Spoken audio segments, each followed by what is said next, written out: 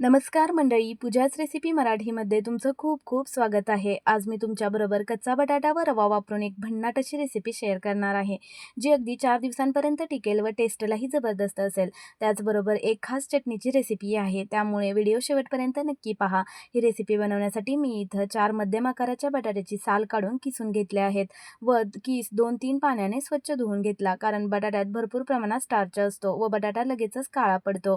आता एका पॅनमध्ये 1 चमचा तेल घालायचं फोडणीसाठी, 1 चमचा जिरे घालायचे, त्याचबरोबर पाव चमचा हिंग घालायचं व 1 ग्लास पाणी घालायचं।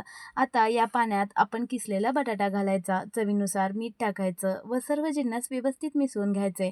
1 ते 1.5 मिनिटांसाठी बटाटा शिजवून घ्यायचा आहे। बटाटा किसलेला असल्यामुळे लगेचच मऊ पडतो, जास्त शिजवायची गरज नाही। हा पदार्थ बनवायला खूप सोपा आहे, अगदी तुम्ही पहिल्यांदा जरी बनवला तरी परफेक्ट बनेल व सर्वांना आवडेल।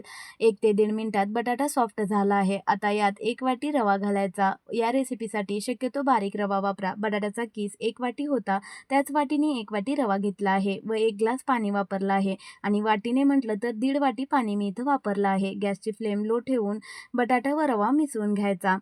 या पदार्थाची चव वाढवण्यासाठी 1 चमचा चिली फ्लेक्स, 1 चमचा बारीक चिरलेली हिरवी मिरची, 6 ते 7 कढीपत्त्याची पाने बारीक चिरून टाकायची, भरपूर कोथिंबीर घालायची व सर्व जिन्नस व्यवस्थित मिसळून घ्यायचे। व्यवस्थित मिसळून झालं की गॅस बंद करून झाकण ठेवून 2 मिनिटांसाठी आपल्याला हे वाफण्यासाठी ठेवायचं आहे। 2 मिनिटात गरा चांगला मऊ होईल। आता एका ताटाला किंवा एखाद्या ट्रेला तेल लावून घ्यायचं। 2 मिनिटांनंतर रवा पण चांगला वाफला गेला आहे व मऊ झाला आहे।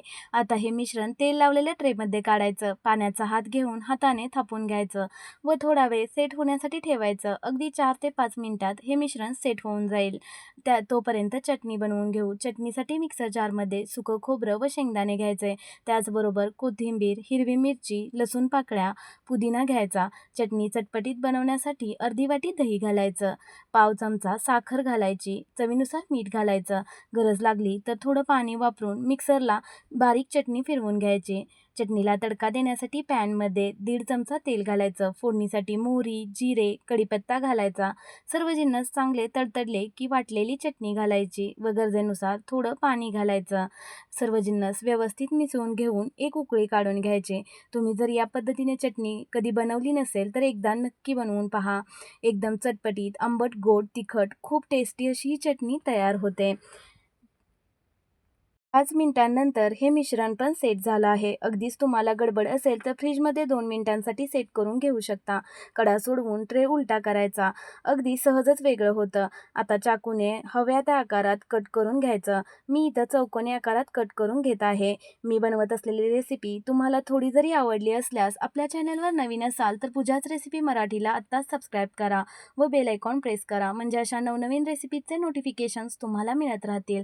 या वड्या अशा बनवून तुम्ही 4 ते 5 दिवसांपर्यंत एअरटाईट डब्यात भरून ठेवू शकता व हवं तेव्हा डीप फ्राय किंवा शॅलो फ्राय करून गरमागरम खाऊ शकता। मी इथं या वड्या डीप फ्राय करून घेत आहे। या वड्या तळत असताना गॅसची फ्लेम हाय ठेवायची व चांगल्या खरपूस वड्या तळून काढायच्या। गॅसची फ्लेम लो राहिली तर वड्या तेलकट होतात। हाय फ्लेमवर मस्त सोनेरी रंगावर तळायच्या, अगदी 2 मिनिटात तळून तयार होतात। अगदी कोणी पाहुणे येणार असतील किंवा सकाळच्या गडबडीत नाश्त्याला काय बनवायचं सुचत नाही, मग आधीच वड्या प्रिपेअर करून फ्रीजमध्ये स्टोअर करून ठेवू शकता व आयत्या वेळी मस्त गरमागरम फ्राय करून सर्व करा। मी सर्व वड्या तळून घेतल्या आहेत। किती सुरेख रंग आला आहे व टेस्टलाही तेवढ्याच जबरदस्त होतात। वरून क्रिस्पी, आतून सॉफ्ट आणि कमी तेलकट। तुम्ही कधी बनवल्या आहेत का या पद्धतीने बटाटा व रव्याच्या वड्या? व तुम्हाला ही रेसिपी कशी वाटली कमेंटमध्ये नक्की कळवा। तुम्ही या वड्या अशी चटणी बनवून किंवा टोमॅटो केचप बरोबर सर्व करू शकता। रेसिपी थोडी जरी आवडली असल्यास लाईक, शेअर, सेव्ह करायला विसरू नका। भेटू पुन्हा।